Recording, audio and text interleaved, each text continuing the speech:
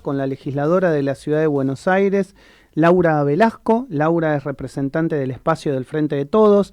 Le recordamos a nuestros oyentes que ayer se dio la última sesión en la legislatura de la Ciudad de Buenos Aires. Se aprobaron sendos proyectos, entre ellos el presupuesto de la Ciudad de Buenos Aires que nos va a regir para todo el 2022.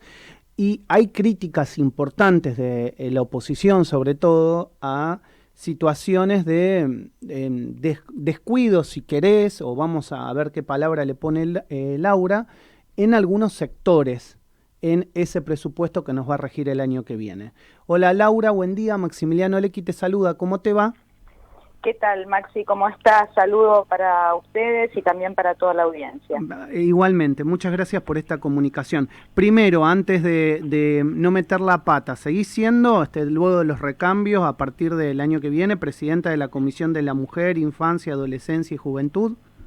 Sí, mirá, exactamente el 10 de diciembre, terminan las presidencias de todas las comisiones y luego se vuelven a definir comisiones cada 2 años, ¿no? Cada vez que hay recambio en la legislatura porteña, se vuelven a definir en el mes de febrero, para iniciar su trabajo legislativo con la integración de todos los diputados y diputadas que se incorporan a la legislatura en el mes de marzo ya en las comisiones. Con lo cual, bueno, en mi caso yo continúo como legisladora porteña, tengo 2 años más de mandato. Por este periodo del verano no estoy en la presidencia de la comisión, aspiro a poder continuar con ese rol el año que viene, pero desde ya que, bueno, vamos a seguir trabajando también durante el verano en todas las cuestiones que tienen que ver con las urgencias que hay en la Ciudad de Buenos Aires en relación con las temáticas tanto de mujeres, géneros y diversidades, como también de niños, niñas y adolescentes y jóvenes, porque bueno, vos sabés que la comisión como tal cual está organizada en la legislatura porteña, bueno, tiene estos 2 grandes ejes a abordar y bueno, la realidad es que, como vos decías recién, ayer se votó el presupuesto y tanto las áreas que tienen que ver con género como las que tienen que ver con niñez estuvieron muy despriorizadas en el 0, decimos. Y bueno, la verdad es que mucho hay para hacer para construir otra realidad en la Ciudad de Buenos Aires. Si yo te tengo que preguntar las principales críticas a ese presupuesto que se votó y que nos va a regir el año que viene, ¿qué me podés explicar o qué le podés explicar al ciudadano porteño? Principalmente que el modelo de ciudad que se sigue consolidando es un modelo de ciudad donde se privilegia la especulación inmobiliaria, los metros cuadrados de cemento, de asfalto. La realidad es que lo dijo hace muy poquitos días el jefe de gabinete de ministros, Felipe Miguel, cuando hizo su informe en la legislatura porteña. Bueno, las áreas sociales están siendo despriorizadas, prácticamente no se vota presupuesto para política de vivienda social, siendo que, bueno, en la Ciudad de Buenos Aires tenemos una enorme crisis habitacional, se siguen perdiendo también y desvalorizando los espacios públicos y los espacios verdes en la Ciudad de Buenos Aires, y también, como decía recién, en todo lo que hace a educación ya hemos perdido 10 puntos de presupuesto educativo entre los gobiernos de Macri y Larreta. En salud, siendo que, bueno, atravesamos una pandemia, no se recuperaron tampoco los 5 puntos que ya se perdieron. En desarrollo social, en lo que sería la economía social y popular, por ejemplo, un área que necesita ser ponderada, no hay un presupuesto acorde, y tampoco en las políticas de género, ¿no? Decíamos ayer, en relación con la ley Micaela, con las leyes de ESI, no tenemos programas ni presupuestos específicos, y en relación con las áreas de niñez, sucede también que este año se derivó de la Dirección de Niñez al Consejo de Niños, Niñas y Adolescentes una cantidad importante de programas, pero ni siquiera se aumentó el presupuesto en el Consejo acorde a la perspectiva inflacionaria. Laura, los representantes, digamos, del gobierno, o los legisladores representantes del gobierno, dicen que esta legislatura se caracteriza por el diálogo y el consenso. Yo ayer hablaba con Santiago Roberto y él me decía, sí, obviamente, en las formas no nos llevamos mal, pero ese diálogo y ese consenso no siempre se traduce en que ideas que realmente son buenas y nosotros llevamos hacia adelante no tienen realmente un acompañamiento. Entonces es un diálogo y un consenso, pero en las formas, no en el fondo. ¿Qué pensás vos? Sí, mira, en cuanto a las formas, en parte comparto, en parte no tanto, en el sentido de que incluso en ese aspecto se ha ido deteriorando un poco. Por ejemplo, años atrás, cuando se discutía un presupuesto, se hacía una ronda de ministros, que se lo dijimos el otro día, Felipe Miguel. Venían los ministros, ministras de las distintas áreas, y se dialogaba en relación con el presupuesto específico de cada ministerio. Bueno, algunos ministerios, yo decía, tendríamos la silla vacía, porque Ministerio de las Mujeres, Géneros y Diversidades en la ciudad no hay. Pero bueno, la realidad es que este año no se hizo esa ronda de ministros, ministras para discutir presupuesto, y en relación con los consensos, yo coincido con la mirada de Santiago de que en algunos aspectos se debaten varios proyectos, incluyendo proyectos nuestros del Frente de Todos, pero luego todos los aportes que nosotros hacemos son dejados de lado y se privilegia una mirada restrictiva de los proyectos desde la perspectiva del Ejecutivo de la ciudad, incluso dejando de lado muchas veces los proyectos de los propios legisladores, ¿no? De los distintos bloques que conforman el interbloque del oficialismo en la ciudad de Buenos Aires.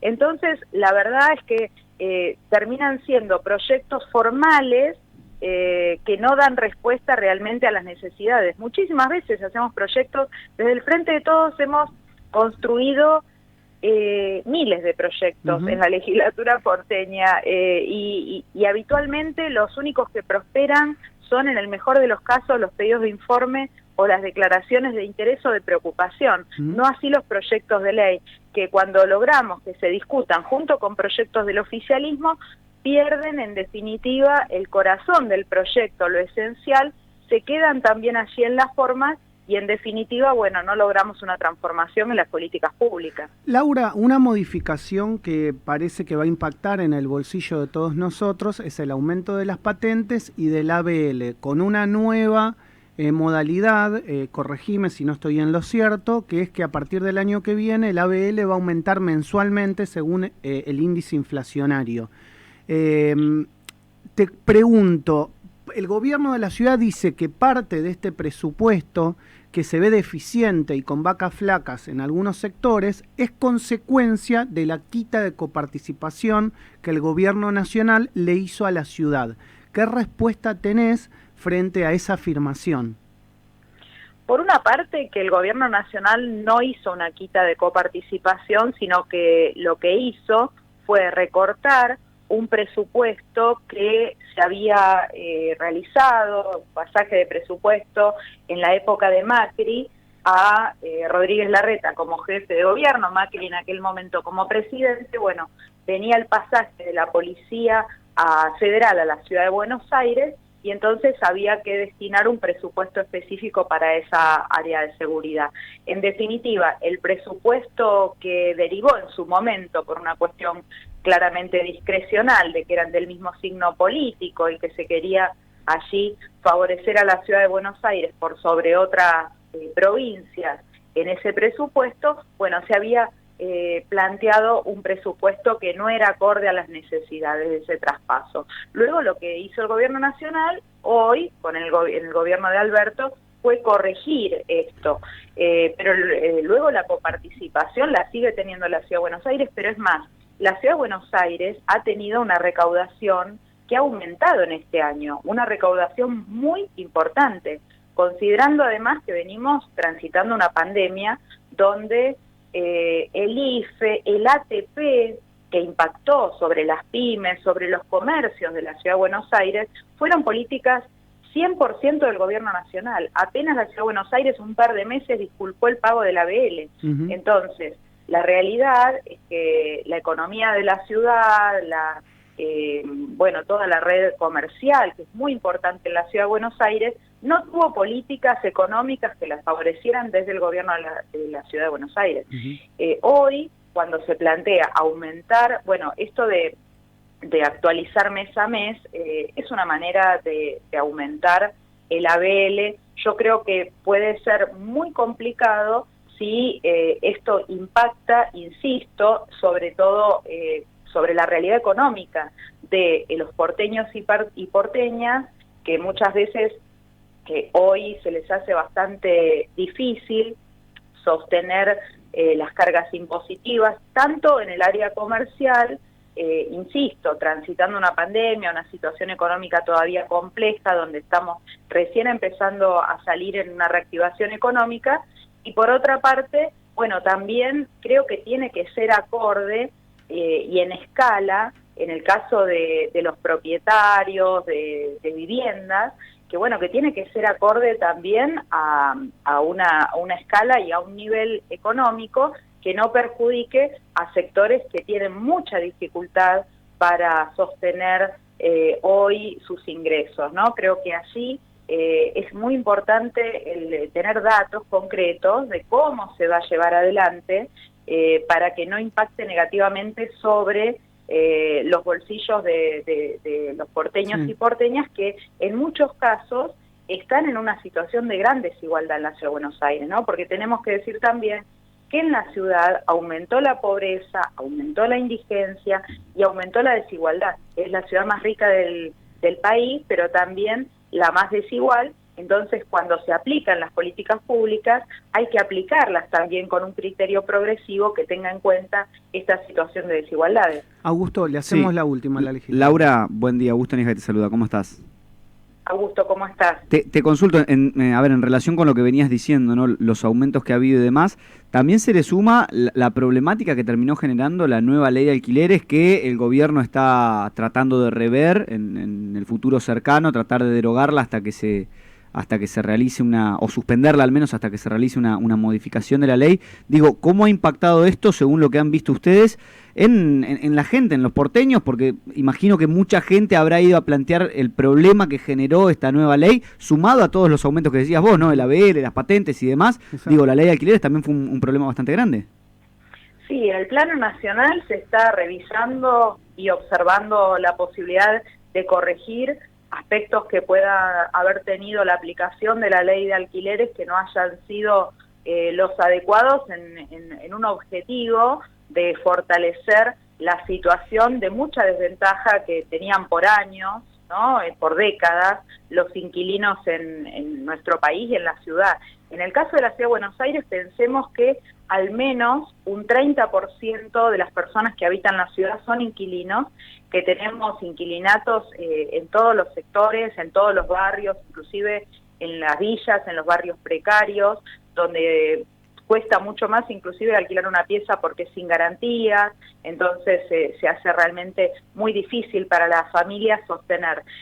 Tenemos en la Ciudad de Buenos Aires hoy una situación que quedó demorada por la pandemia con el decreto del Gobierno Nacional de suspender los desalojos, pero tenemos una situación muy compleja porque hay gente que tiene que está en una situación de inquilinato o de hoteles, ¿no es cierto? Y que no puede hoy sostener, por ejemplo, con el subsidio habitacional que otorga la Ciudad de Buenos Aires el alquiler de esos espacios. Entonces hay sentencias firmes de desalojo que están pendientes en la ciudad y son cientos, Con lo cual la situación de crisis habitacional de personas, familias en situación de calle puede aumentar. Por eso estamos muy preocupados en la Ciudad de Buenos Aires, porque los sectores populares y los sectores medios no tienen acceso a la vivienda propia y en muchísimos casos hoy no pueden sostener un alquiler. Entonces, como en otros países del mundo, digo, Berlín,